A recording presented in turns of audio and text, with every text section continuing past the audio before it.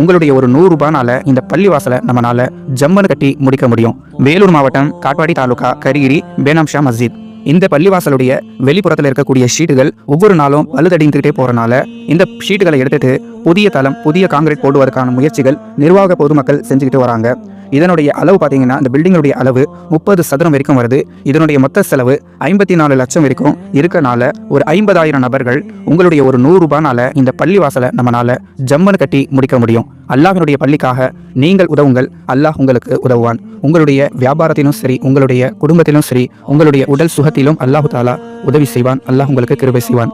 இந்த வீடியோவை கண்டிப்பா ஒரு 10-20 நபர்களுக்காவது ஷேர் செய்து இந்த பள்ளிக்காக உங்களுடைய ஒரு பங்களிப்பு 100 ரூபாய் கொடுத்து உதவுங்கள்.